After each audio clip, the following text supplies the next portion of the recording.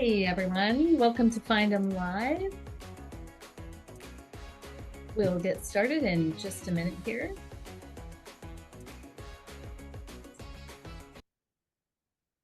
All right, welcome. I'm going to stop my sharing. I'm Karen Henke, editor of the shortlist here at Findem, and this is Findem Live. Thank you so much for joining us today. We're here joining from in Redwood City to meet the Value Team.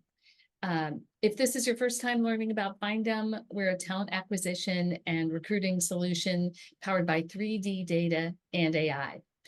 We like to help you automate those tasks you don't want to do so you can do more of what you love to do. For the next 30 to 45 minutes or so, we're going to be joined by Brett Coyne, Chief Transformation Officer at Findem, who will be leading a conversation with our brand new Findem Value Consulting team.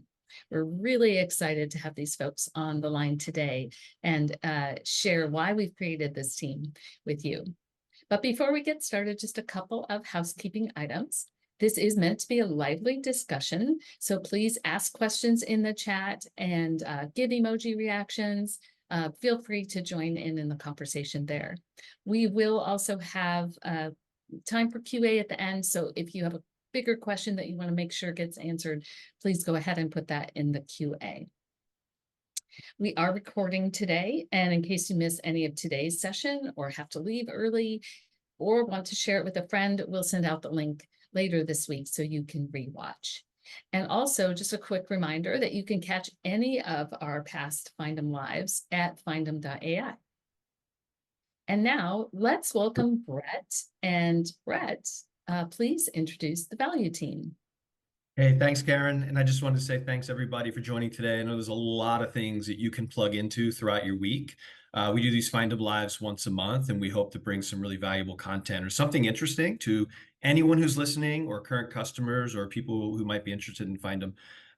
So thank you again for joining today. I'm super excited today to introduce what we're going to call here at Findem, what we are calling here at Findem, the Value Consultant Team. Let me explain what that is a little bit, and then I'm going to just turn it over. We're going to take the team through a fireside chat so you can get to know them and what they're really focused on here at Findem to really help our customers. So I've been at Findem about 8 months after a 20+ year practitioner career.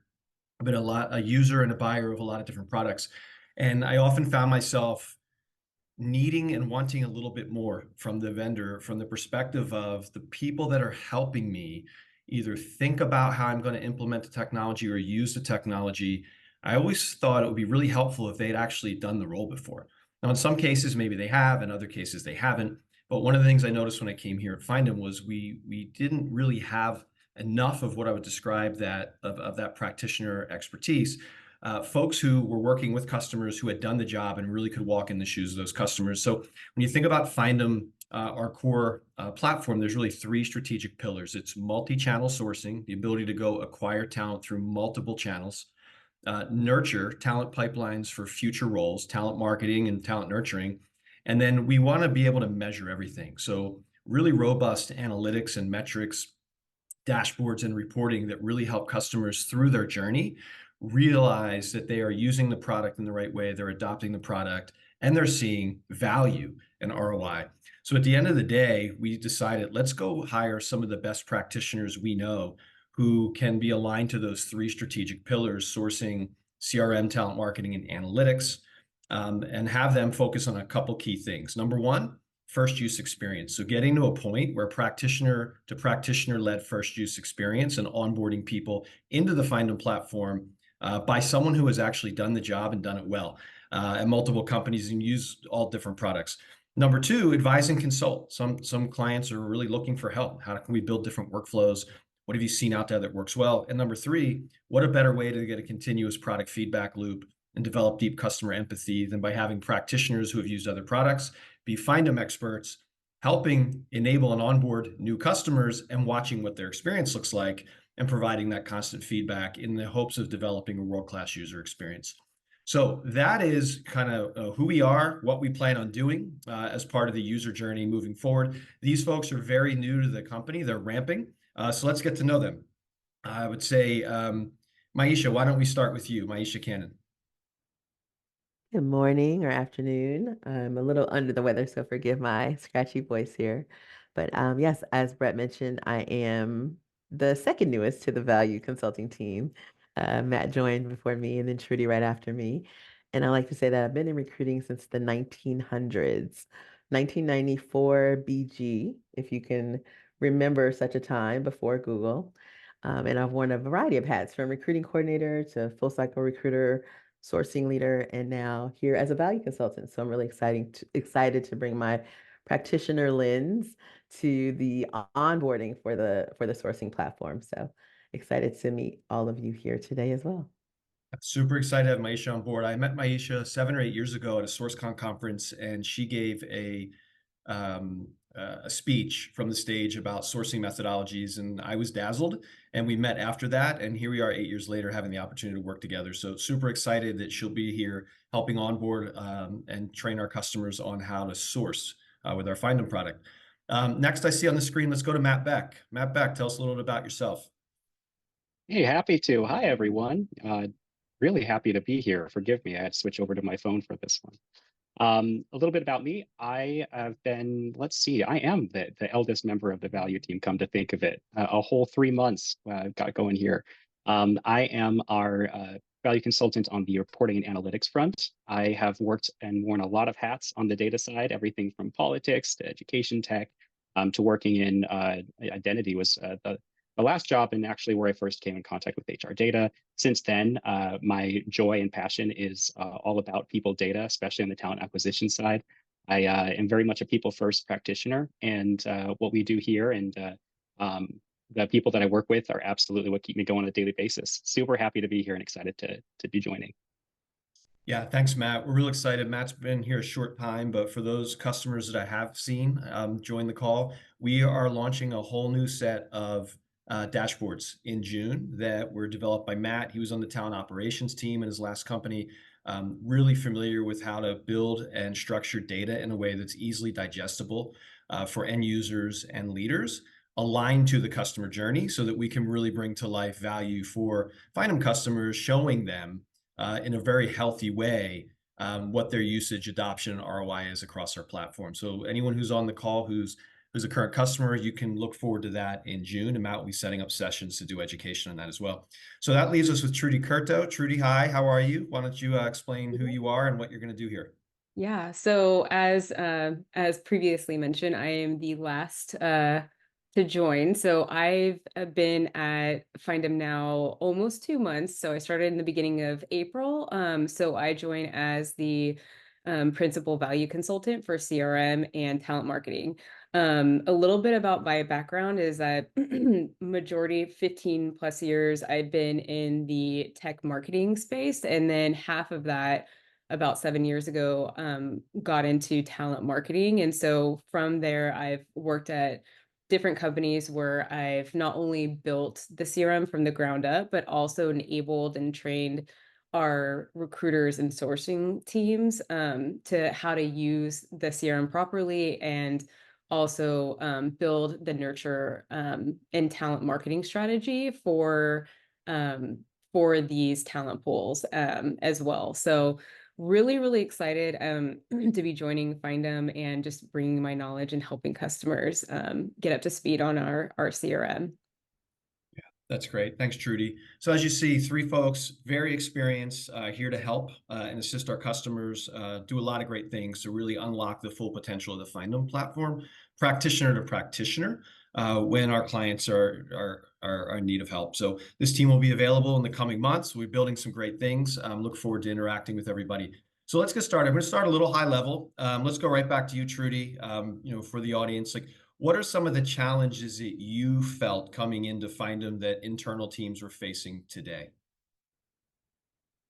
Yeah, so I would say, a couple things that stand out to me is that one, having to use multiple tools. This is something that I've struggled with myself in the past is, having to use multiple tools to basically like, you know, ha having to learn those tools and not having everything consolidated into one tool was really challenging.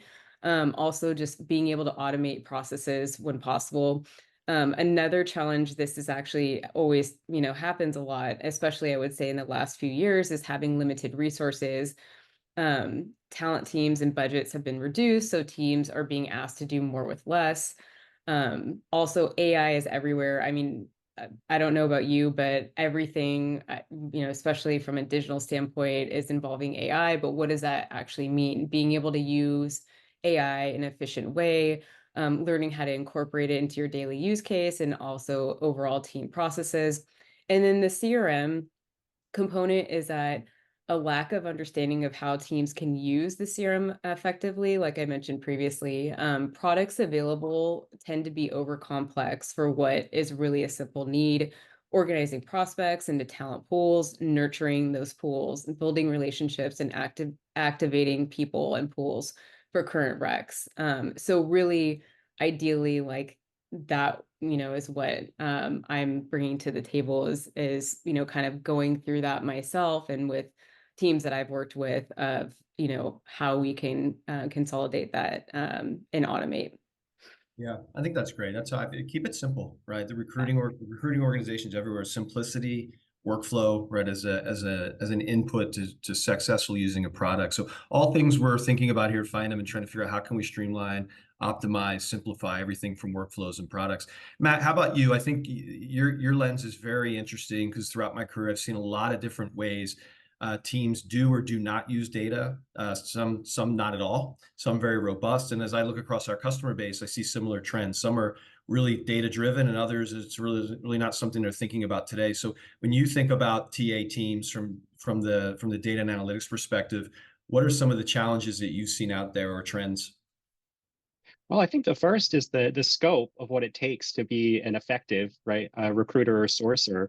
I mean, that definition has changed, and the skill set necessary to keep up with the industry, with vendor specialization, with all the different ways in which you're being asked to stretch yourself, creates this dynamic where ultimately you have existing flows that have been successful. Now you're trying to upskill on one area. You're trying to find ways to be effective. You're seeing that data is being democratized more and more across your business. And then oftentimes you're getting asked to be responsible for more and more, right? And I think that where you see that most on the data side is how much recruiting is being asked to come to the table to talk about things around headcount, talking about capacity, talking about, there's the goal side of it. But being able to see that all in one place is a huge challenge. And I think to be able to see the conversations that you need to have reflected in your data is absolutely the primary. And I think the second is the fact that data ultimately, I believe, should be something that's accessible, and it should be something that you as a practitioner should feel empowered to use.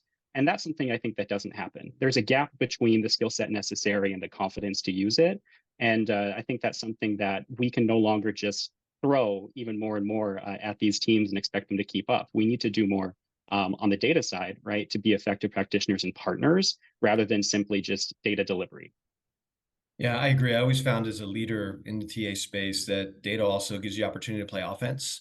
So earlier in my career was very reactive, right? Didn't understand how to use data, look at it, interpret it. Was always a function of what somebody needed or where I was spending time. I wasn't sure. And then as you migrate your career and you start to understand and analyze data, it really helps you to look ahead and see around corners and understand, should I be spending my time in a different place than I am today? Where am I getting the most ROI out of my time investment, which is very important. And then for leaders, how are you getting the most investment out of your dollar spend, right? So again, all great things we're going to be bringing to life next month with our release of our new dashboards that we think people are going to find really exciting. Thanks to Matt. All right, I'm going to switch gears a little bit. Obviously, all of us at some point in our career, I would say most of our careers, we were on the practitioner side, in-house TA teams, right? So let me go to Maisha with all the experience you have. What have you found to be the biggest change or surprise? I should say, what have you found to be the biggest surprise going to the vendor side? And what's been the biggest change for you? Mm, that's a great question. I think the pace of customer success has been something to adjust to coming from TA. Often with TA, kind of what's ahead for the quarter. You kind of know what roles you're working on. Very few surprises by and large, but yes, CS is definitely dynamic and keeping me on my toes. So that's the biggest surprise. And the biggest change, I think, is really just supporting multiple strategic clients versus the one, right? When you're in-house, you kind of have that big mission, vision, values, and you're off to the races. But here it's been really great to kind of contour and flex those different onboarding approaches, in my case, to each user, right? Each customer has their own kind of list of priorities and goals. So that's been a little bit of a pivot. Yeah, I agree with you. It's been 8 months, and for me, it was the same. It's like when you have control of your team and it's in one company, it's almost, I say, a little, easier to understand and navigate. Where now working across a portfolio of customers, it's super exciting and learning a lot because I'm getting to see how many companies do things differently, and then figuring out how from Findem we can help them and deliver a consistent workflow with our product that works for 80% of everybody, with also leaving a little bit of room for people to get creative and do it their own way. But it's a big challenge, but it's certainly exciting. Trudy, how about you? What have you found to be like the biggest change coming to a vendor? Yeah, I would echo what Maisha said. I think, I mean, we all can relate as far as coming in on the value team of, being able to kind of really get deep with, the company that we're working at, like understanding like the nuances and the teams that you're working with. I think that what I'm finding, being on this side is when working across with multiple customers, kind of similar to what Maisha was saying, as well as you, Brett, figuring out like what works as a whole, like what will make things easier to, from a learning perspective, like just kind of hit the ground running on day one, what could be used across with all customers versus like what needs to be tailored and what works for them. So I think just understanding, like making sure that you're being time sensitive and asking the right questions so that that way you can, customize that experience so that they're getting the most value from, training and whatnot, your time together. Yeah, I think that's a great point. I think about all the times of, bought or used products, and I thought about, at the end of that initial training, like, did I get what it was the intention of that training, or did I go through the training and I was kind of off on my own? And so I think that's, something that we're trying to really think hard about. We have this concept here at Findem that we're working towards called day zero value. And that means you sign a contract, you go through the implementation, we get you up and running in that first use experience that you eventually will have with our value team. How do we get you off to a hot start? So at the end of that hour or the end of that 45 minutes, that first workshop, whatever we're going to call it, you get off that training and you say, oh my gosh, I'm off to a good start. I got value. I found people, I contacted them, I built a talent pool, whatever it is. That's our goal, right? And so to Trudy's point, like it's all these things we're trying to think through as practitioners. How do we make that easier on people who are doing the jobs we did for years, right? Yeah. Now that we're on the vendor side. So Matt, let's go over to you. And I wanted to talk about when you were a practitioner, right, in the talent operations space, and you saw, the team working with vendors. As a practitioner, what did you think some vendors did well? And then what did you wish for? Good question. So I think the first thing that I saw done well with vendors would be on the data side is having a way to reflect your business and the way that you see the business in the reporting and the analytics that you were getting. That's something that I think is key, is being able to not just to always have to go off of, okay, well, we provided this or that. Okay, there you go, right? I think especially since we're trying to have so many tailored conversations across hiring managers, across different departments, we're trying to capture context. I think vendors that can be flexible that way and find solutions while also maintaining the core integrity of the product, those are the ones that I've relied on most as a people analyst. I would say that one thing that's been so lacking is, oh man, I think of there's one vendor in particular where we had a particular question we were trying to answer around interview capacity, I think it was, and came up with some of the issues that we were finding with the existing reporting and some gaps that we were there. And their response was, "Oh well, if you want, we can just drop the raw data over here. You can kind of have at it." And what I found so interesting is, as late as the conversation I was brought on the data side is just, I think, well, as long as you have the data, you're fine, right? And I think that it puts so much onus on the organization to come up basically with workarounds to things that should have more elegant ways of doing it. I think as a data person, I love having the raw data. But I think the fact that we rely so often on just give the raw data to someone who has to do 25 other things and keep track of so many other aspects that help them be successful as a recruiter, as a sourcer, I just don't think that flies anymore. And I think that's why this role is so necessary, to be thinking the next step and how to really ensure success. Yeah, I mean, what I heard you say there that's so interesting to me is, and again, why we built this team, we're introducing it to the industry, is it's having that practitioner knowledge and EQ to look at what we're going to deliver as a vendor or what that vendor did not deliver to you, which was, here's, you have the data, you're good. No, I would like it actually structured in a way that meets the 80% use case to get me off to a hot start. Why do I have to do all the work, right? When you could have looked at this in a way that, or done some usability testing and said, hey, this would have worked for 80% of the people. Oh, this makes sense. This is logical. Now I'm off to a good start. Now I can go from there, right? Just getting them further down the funnel, with the initial launch as opposed to the vendor or the client having to do it all. Maisha, let me kick it over to you. And we're talking about like, what did they do well? What did you wish for? And I think what Matt said might apply for most products and vendors.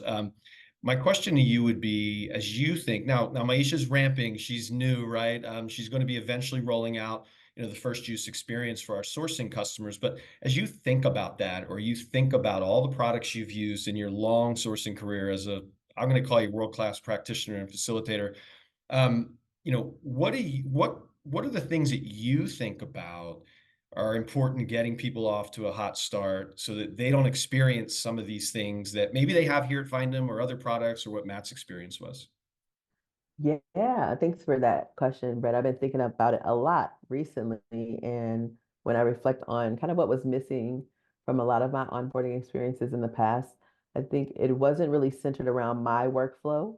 So that's something that I really want to lean into with this opportunity at Findem, to really think about how recruiters and sourcers and even recruiting coordinators who may be shadowing and learning more, how are they going to use the tool in the flow of work in their workday? And how can we meet them where they are with really like bite-sized workflows that they can hop in and out of throughout the day. So when you have a powerful tool like a Findem, you want to show off everything that it can do, but I think we'll serve ourselves well to really be very targeted in their first maybe 30, 45 days, and then kind of slowly release those, those powerful components a little later once they've established that value that you talked about, that day zero value, and that they're building confidence and competence in the tool. Yeah, I like those words, competence and competence. If I go through a new user onboarding and I'm overwhelmed, I'm probably not going to be leaning in as much, right? But if you're giving me those bite-sized chunks and it's in a structured, logical way, and I'm building my skills throughout every time I engage with the product, then I'm going to be leaning in. Okay. So, Trudy, let's go back to you. So, let's switch gears a little bit and talk about kind of key lessons from your career.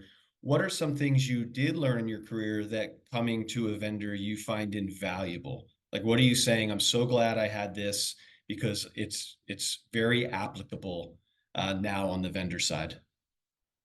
Yeah, that's a great question. I honestly would say I mean, I hate to, go back to, why we're here, but honestly, it's having the experience of being in the customer's shoes and bringing, like what my experience as a practitioner, to better understand, what their goals are and what they're trying to do. And I think being on this side, one thing I've always managed to do really well, and in certain, best practices, just working with teams in general is empathizing where they're coming from. So a lot of times in my role being a talent marketer, I work hand in hand with the sourcing team, with the recruiting team. I have to understand where they're coming from, what's important to them, how we can win as a team. So understanding those different personas and what is going to be the most value for them in their role, like similar to what Maisha was saying earlier, I think that's really key. So just being a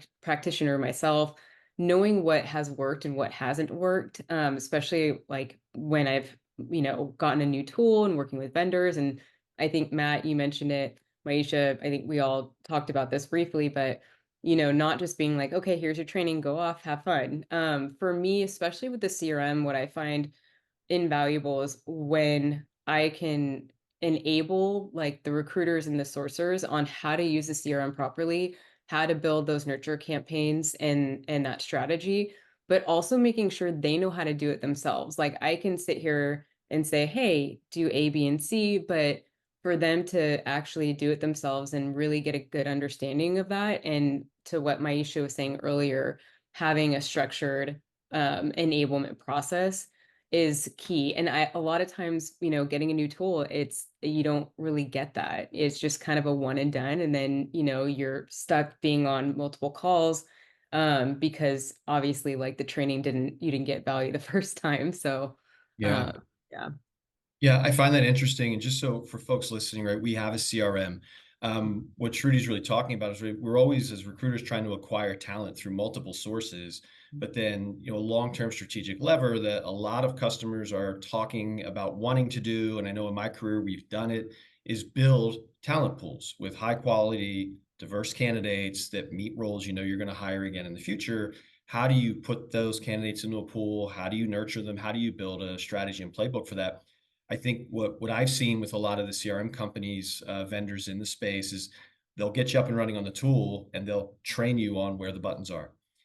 What our promise and commitment is to customers is that with Trudy on board now is we have a CRM, we do, and maybe some people have gone through that experience with us. We're going to come with a point of view on a workflow and a playbook to help teams who maybe don't have one first and spend time consulting and advising and then aligning that workflow to the product to give a much higher probability of success and ease.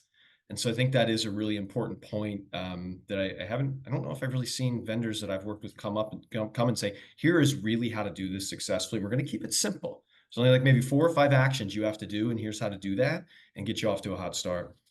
So Matt, you have a lot of in-house experience. When you come to the vendor side and you think about your role, like what are you most excited about with some of the work that you're doing? If you could kind of share, why you think analytics is so important and what our customers can expect in the future. Absolutely. Well, let's see, two parts to that. The first is what am I most excited for? Well, I think the thing I'm excited about is to really showcase how much success that these teams are finding within this tool and making it easy for them to share that narrative. I think that what we've been able to accomplish the first 3 months is remarkable. The response I'm already getting from customers as we're starting to get feedback and get ready for launch is, I'm shook. This is exactly what I needed, right? And I think it's that alignment that really brings me joy. It's to say I am helping and empowering people to be able to do their jobs effectively and to find joy and stuff. I hate to say find joy in data, but actually I don't. I love it. And in fact, that's what really makes me excited. I think the other part to your question is, what are we trying to do here, and where does my role fit in? Is that we're putting the practitioner lens now. I think we're updating in order to ensure that people can see the actions that they're taking and focusing on that the usage and the ROI piece. I think the next step is to really capitalize on the fact that we as a vendor and our placement in the industry have the ability, I think, to really be thought leaders in this space, right? And I think that there's so much power behind what we're accomplishing with AI. The goal here is to, as you said, keep things simple, help folks feel really empowered, and get them to a place where they want to move to the next step and really kick it into the next gear and see the way that they can be advanced users of this tool, this platform, and get the data that helps not only to just describe, but also to inform and prescribe action. That's where I'm excited to take us. And so the vision is really massive. And I think that there's absolutely the power behind what this tool can do to be industry leaders when it comes to TA analytics in a way that's empowering and encouraging of the practitioners that are working here, and also the leaders that are, again, responsible for more and more each day, as we want to match that scale and be able to match the challenge there for them. Well, I'm excited just listening to you because you're talking about some big things, and that's exciting. So, speaking about being excited, or a lot of the words Matt used that I see are showing up in the chat now, joy. Maisha, I'm going to kick it over to you. I'd love to get a sense. So, you use the words confidence and competence. I like to say like trust.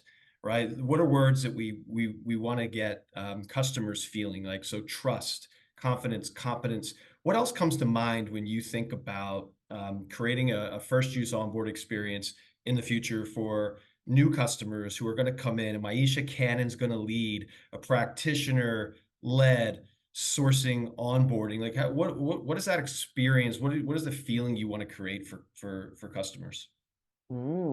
Delight comes to mind. So I really want them to come and be surprised pleasantly at what they're learning, what they're able to add value to right away within their own workflows and work streams. And I think really curiosity, I lean a lot into curiosity in my day to day, whether it's, when I was full cycle recruiting or when I was learning to be a technical sourcer. And so I think I bring a lot of that curiosity into the onboarding. So I'll be expecting that of all the new Findem users to like get really curious about some other use cases, right? We haven't, even though we've mapped a playbook, right? We haven't thought of every end user case, right? So how can it be even more beneficial to you? I remember seeing on a customer call recently a creative way they were using the AI as they reviewed the enhanced profiles, and it gave me an idea. So I loved learning from customers just how they can maximize the tool. So yeah, those are the kind of things I'm leaning into, delight and curiosity. I love that. That's, I think about something you just said too. I mean, every product has a lot more functionality, I think, than we ever use, or not everybody's going to use. So, as we think about going forward, what's your philosophy on, getting people off to a hot start? What are you trying to solve just in that first engagement, high level? Just like, what do you think is important? Yeah, just, for me, it's grounded in Malcolm Knows adult learning research from years ago. It's real-time relevant application. So I want you to leave with something. It's not a lecture, it's a hands-on, come in, bring your challenge. Let's figure out how to navigate it in the tool, right where we are today. So yeah, I want everyone to leave with something in hand. So that's kind of what guides me. Yeah. Okay. That's great. So we're coming up on time. I see there's some questions in the chat. So I was just going to give everybody an opportunity here. Trudy, any parting thoughts for the team? Anything you'd like to share with the folks on the call? I think, Maisha said it best as far as like what that experience looks like when, first on day zero of, using Findem, especially obviously around the CRM and the talent marketing side. But I think the only thing I would say is that I'm just really excited to be here at Findem and be part of this team. I think one thing that we didn't really touch on is how we all work together as a team. And without Maisha and without Matt, it's a lot easier for us to work together and get the solutions that we're looking for because we can, I can go to Matt and be like, hey, like I'm looking for these data points, like what do you think? Or Maisha, I'm like, hey, does this make sense? From a sourcing standpoint. So, because all of the pieces fit together. And so this team as a whole can go further together, which I'm really excited about. So just wanted to mention that. Yeah. Maisha, how about you? How about some parting words for the audience before we take some questions? Yeah, and I was giving Muhammad a shout out. He asked a really great question in the chat. Hopefully you can weigh in on it, Brett. But yeah, I echo what Trudy is saying. Just the collaboration, not only with the VCs, the value consultants here on the line, but our peers, our CSMs, and really our customers, right? I'm really excited to do some active listening and take their wish list, right? They have dreams of how they want to be onboarded or what we could do better or differently. So excited to see what magic can be created once we get all of those inputs and try to build it out to spec. Matt, I'll throw it over to you for your bring it home here, and then I'll finish with some closing thoughts. Absolutely. I mean, this is an incredibly unique opportunity and an incredibly unique team. I think one thing that I really just haven't seen anywhere else is as I've been building out these tools and working on, okay, here are the usage metrics that we can deploy, right? Here's the ways we want to look at adoption that really highlight Findem's unique value add. I take those to Maisha and I say, does this pass the smell test? Is this actually something, right, that is going to solve this problem? I have the theory behind it. I have the calculations. But when I'm describing it to you, does that track and can you teach that? Is that something that really is going to work there? So I'm working with Trudy and going through the CRM data, being able to collaborate with her and be able to understand that workflow and build a solution tailored towards it. one thing that I've seen throughout my career is that oftentimes analytics gets matched with operations in a way that constantly uh, sees teams get so mired down in the operations and keeping things running that they're not able to see that higher level vision. I think that having this function that can have that collaboration, be thinking ahead, and provide that strategy and keep customers informed, empowered, and inspired by what they can do, that's what this team exists for. And I cannot say enough positive about the opportunity here and already what we're accomplishing.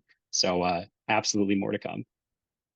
Yeah, thank you. So yeah, this has been really, really happy time that we get to share with people who chose to join today. I'm super excited about having the opportunity to build something we think is a little unique at Findem in our post-sales organization, having these practitioners tied to our this practitioner expertise focused on the three core functions that our users are trying to do with Findem, which is find candidates, nurture candidates, and then measure along the way. And so, really thank everybody for taking the time today. Certainly thank the panelists.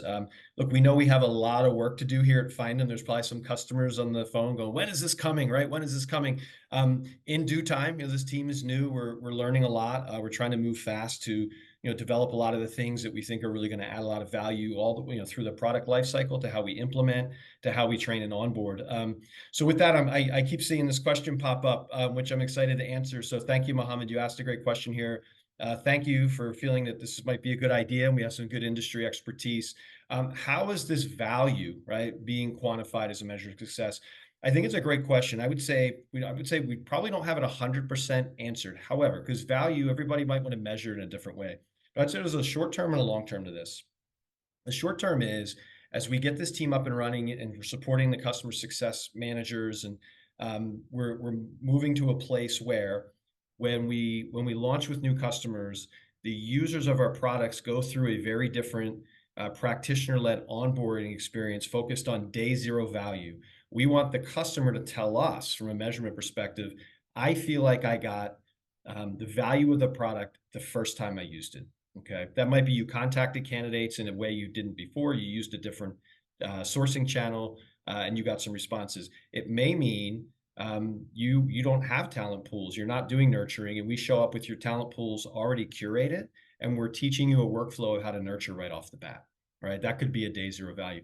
Over time, the short term is we're going to measure things with what we call the right start analytics, and we're going to be looking how would we measure the value? If we do a great job on that, and Matt's analytics then tell us and bring us to life that more people are logging in every day. They're using the product. They're launching searches. They're launching campaigns. They're getting response rates over a period of time. We feel good that they're adopting the product, more at a higher degree than maybe they are today. Okay, whether it's dependent on the customer, that would be a good early indicator. Long term, we would start looking at things like NPS scores. How do they feel about the product and the enablement? Do they feel like they're getting more value? Are we seeing more hires made from the platform? Are people using it on a regular basis? We're talking to leaders and they're saying, hey, I feel like I made a great investment in Findem. So a lot of things we still have to curate in terms of all the specifics of how we would measure that. But a lot of things we can do along the way, from NPS surveys, right start analytics, customer health dashboards, and really working with our customers. And then there's the sentiment piece of just hearing from them, hey, the data is improving and we feel good. So a lot more to come there, but that's how we're thinking about it initially. I'm going to turn it back over to Karen. I don't know if there's any more questions all the way up in the chat, but feel free to let us know.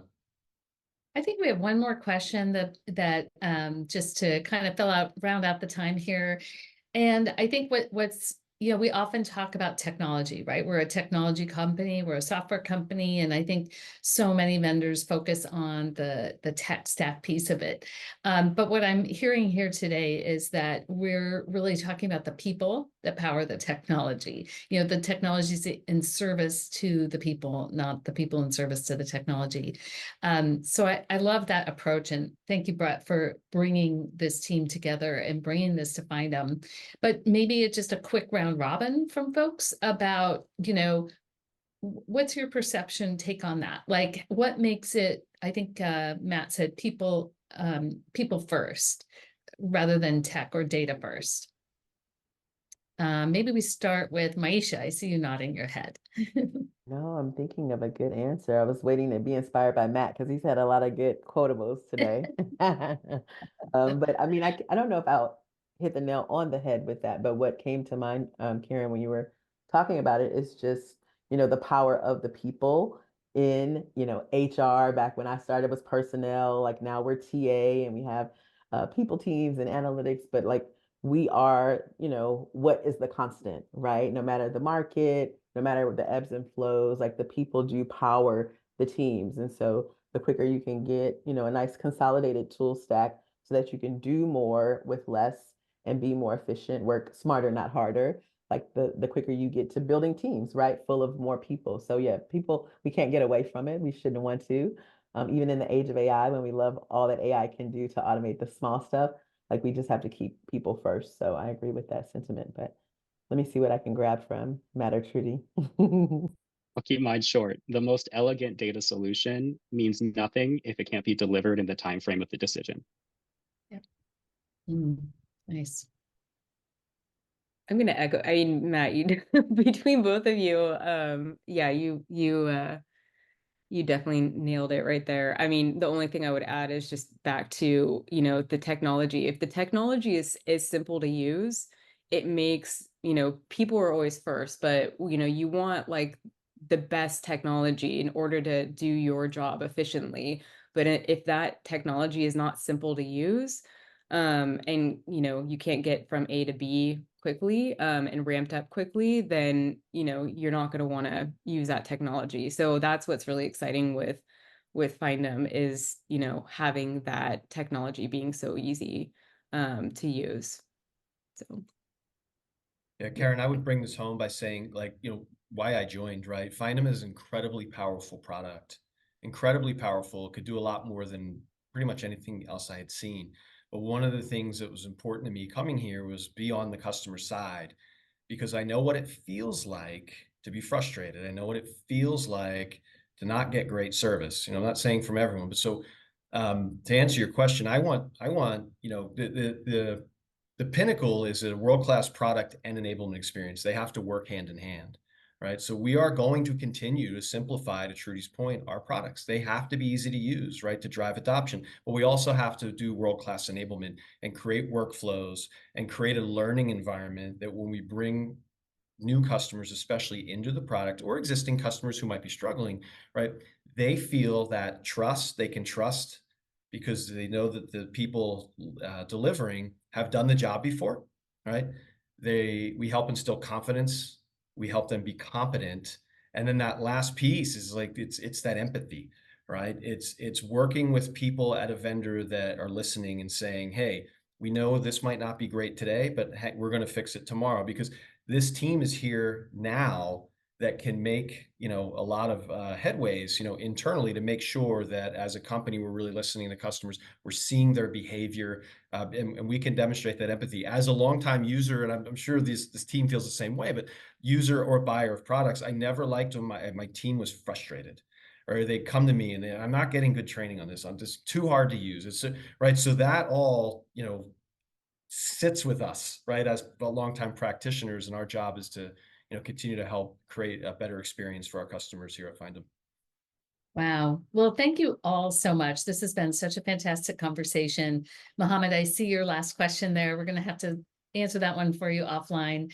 But I just want to thank you all. It's so great to have you at Findem. It's been fun to watch this team come together and to hear what's in store. And I can't wait to see not only what we do as a group at Findem, but also, how this plays out in our customers and clients. And hopefully everyone can have a power team like this at your organization. So just as we come to a close, I just want to take a moment and thank all of you for spending your time with us today, and let you know that we're happy to follow up with you, and reach out if you'd like to see a demo and learn more about how you get access to this amazing team. So it is for our customers. We'll be probably doing some sharing more publicly, but really they're going to be focused on working with customers. So we'd love to know if you'd like a demo request, just fill out that form and we'll be happy to share that. We'll also be working with the team to create content, share what we're learning, share what we know. Findem wants to give back to the community as a whole. And so that's where we'll be headed next.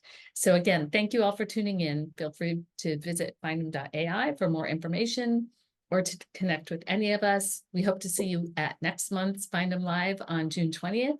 And with that, we'll say, have a great day. Thank you.